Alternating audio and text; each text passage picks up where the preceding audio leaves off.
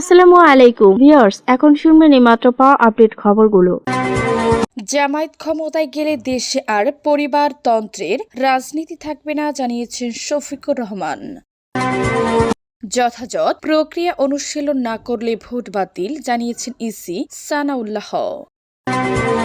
মানুষের আস্থায় শক্তি, ভাড়া করা মানুষ নিয়ে মিছিল বা কান ঝালাপালা মাইকিং নয়, জানিয়েছেন তাসনিম জারা।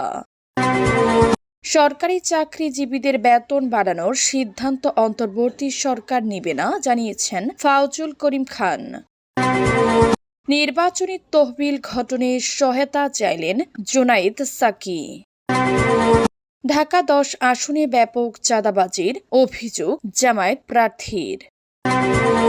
জামায়াত ক্ষমতায় গেলে দেশে আর পরিবারতন্ত্রের রাজনীতি থাকবে না, জানিয়েছেন শফিকুর রহমান। অতীতের পরিবারতন্ত্র নির্ভর রাজনীতির অবসান ঘটিয়ে দেশে নতুন রাজনৈতিক সংস্কৃতি গড়ে তোলার কথা জানিয়েছেন জামায়াত ইসলামের আমির শফিকুর রহমান। তিনি বলেন, জামায়াত ক্ষমতায় গেলে দেশে আর পরিবারতন্ত্রের রাজনীতি থাকবে না। আজ মঙ্গলবার সকালে যশোর ঈদগাহ ময়দানে অনুষ্ঠিত এক নির্বাচনী জনসভায় প্রধান অতিথির বক্তব্যে শফিকুর রহমান এসব কথা বলেন। জামায়াতের আমির বলেন, অতীতের বস্তা পচা রাজনীতির অবসান ঘটিয়ে আমরা বাংলাদেশে নতুন রাজনীতি নিয়ে আসব, যেখানে পরিবারতন্ত্রের রাজনীতি থাকবে না। আমাদের দলের বিজয় চাই না, আমরা দেশের 18 কোটি মানুষের বিজয় চাই। ক্ষমতায় গেলে যশোর শহরে সিটি কর্পোরেশনই উন্নীত করা হবে, জানিয়ে জামায়াতের এই নেতা বলেন, যশোর মেডিকেল কলেজ 500 শয্যার হাসপাতাল, যোগাযোগ ব্যবস্থা ও ভোট অবকাঠামো উন্নয়নের কাজও করা হবে। গণভোট প্রসঙ্গে শফিকুর রহমান বলেন, গণভোটে হ্যাঁ ভোট মানে আজাদি, না ভোট মানে গুলামি। আগামী 12 ফেব্রুয়ারি প্রথম হবে হ্যাঁ ভোট, এরপর সরকার গঠনে প্রতীকের ভোট। যথাযথ প্রক্রিয়া অনুশীলন না করলে ভোট বাতিল, জানিয়েছেন ইসি সানাউল্লাহ। নির্বাচন commissioner EC brigadier general of Abul Fazal Mohammad Sanaullah বলেছেন, কোনো অবস্থাতেই ভোটের সততা নষ্ট হওয়ার বিষয়ে ছাড় দেওয়া হবে না। কেউ যদি যথাযথ প্রক্রিয়া অনুশীলন না করে ভোট দেন, তাহলে তার ভোট বাতিল হয়ে যাবে। আজ মঙ্গলবার সকালে নোয়াখালীতে আইন শৃঙ্খলা রক্ষাকারী সেল, ভিজিল্যান্স ও অবজারভেশন টিমের সভায় প্রধান অতিথির বক্তব্যে তিনি এসব কথা বলেন। ত্রয়োদশ জাতীয় সংসদ নির্বাচন ও গণভোটকে সামনে রেখে জেলা প্রশাসকের কার্যালয়ের সম্মেলন কক্ষে এ সভা হয়। নির্বাচন কমিশনার আবুল ফজল মোহাম্মদ, এবার ভোট দেওয়ার অধীর আগ্রহ কাজ করছে। আমরা উৎসব মুখর পরিবেশে ভোটারদের প্রত্যাশা পূরণ করতে চাই, যেন সবাই শান্তিপূর্ণভাবে ভোট দিতে পারে। অনেক সময় দেখা যায় দুষ্ট চক্র প্রতিপক্ষের ভোটারকে কেন্দ্রে আসতে বাধা প্রদান করে। এবার কেউ যেন কাউকে বাধা দিতে না পারে, এটা প্রশাসনকে নিশ্চিত করতে হবে। মানুষের আস্থায় শক্তি, ভাড়া করা মানুষ নিয়ে মিছিল বা কান ঝালাপালা মাইকিং নয়, জানিয়েছেন তাসনিম জারা। ত্রয়োদশ জাতীয় সংসদ নির্বাচনে ঢাকা 9 আসনের স্বতন্ত্র প্রার্থী তাসনিম জারা মনে করেন, মানুষ ভোট দেন বিশ্বাস থেকে।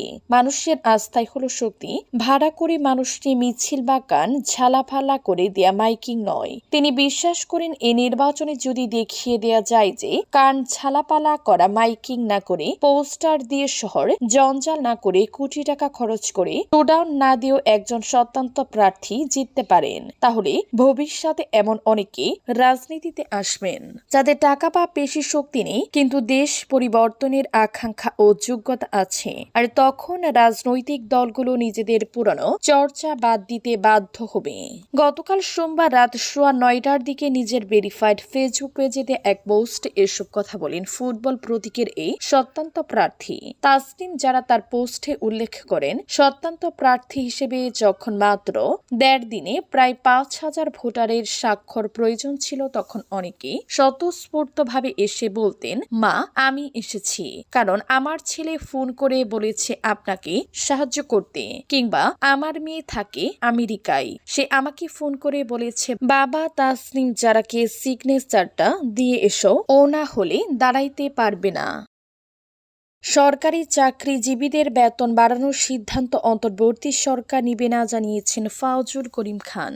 অন্তর্বর্তী সরকারের মেয়াদ আর মাত্র 15 দিন। এ সময় সরকারি চাকরিজীবীদের বেতন কাঠামো বাস্তবায়নে পদক্ষেপ নেওয়া হবে না। আজ সচিবালয়ে সরকারি ক্রয় সংক্রান্ত উপদেষ্টা পরিষদ কমিটির বৈঠক শেষে বিদ্যুৎ ও জ্বালানি উপদেষ্টা মোহাম্মদ ফাউজুল করিম খান সাংবাদিকদের এ কথা বলেন। অর্থ উপদেষ্টা সালেহুদ্দিনের আহমেদের সভাপতিত্বে ক্রয় কমিটির বৈঠক অনুষ্ঠিত হলেও বৈঠক শেষে তিনি কথা বলেননি। তার পরিবর্তে কথা বলেন বিদ্যুৎ উপদেষ্টা বলেন, নতুন বেতন কাঠামোর প্রতিবেদন শুধু গ্রহণ করা হয়েছে, এটি বাস্তবায়নের সিদ্ধান্ত বর্তমান অন্তর্বর্তী সরকার নেয়নি। সুপারিশগুলো পরীক্ষা নিরীক্ষার জন্য কমিটি গঠন করা হয়েছে, এ নিয়ে চূড়ান্ত সিদ্ধান্ত নিবে পরবর্তী সরকার। বিদ্যুৎ উৎপাদন বলেন, দীর্ঘ 10 থেকে 15 বছর ধরে সরকারি কর্মচারীদের পক্ষ থেকে বেতন কমিশনের দাবি ছিল। সেই প্রক্রিয়ার অংশ হিসেবে বেতন কমিশন গঠন করা হয়। সেই কমিশন প্রতিবেদন জমা দিয়েছে, তবে এই প্রতিবেদন বাস্তবায়নের বিষয়ে বর্তমান সরকার সিদ্ধান্ত নেয়নি। নির্বাচনী তহবিল গঠনের সহায়তা চাইলেন জুনাইদ সাকি।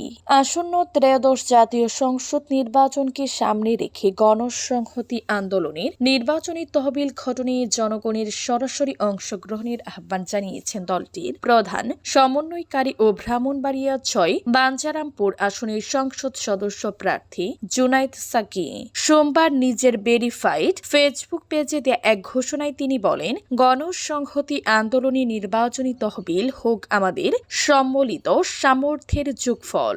মাথাল মার্কার 17 জন প্রার্থী নির্বাচনী খরচ বহনের জন্য জনগণই আমাদের ভরসা। আপনাদের সর্বোচ্চ সামর্থ্য নিয়ে এগিয়ে আসুন। ঘোষণায় তিনি জানান, গণসংহতি আন্দোলনের পক্ষ থেকে আসন্ন নির্বাচনে অংশ নেওয়া 17 জন প্রার্থী নির্বাচনী ব্যয় নির্বাহী দলটি জনগণের স্বেচ্ছা অনুদানের উপর নির্ভর করতে চায়। ঘোষণায় তিনি জানান, গণসংহতি আন্দোলনের পক্ষ থেকে আসন্ন নির্বাচনে অংশ নেওয়া 17 জন প্রার্থী নির্বাচনী ব্যয় নির্বাহী দলটি জনগণের স্বেচ্ছা অনুদানের উপর নির্ভর করতে চায়।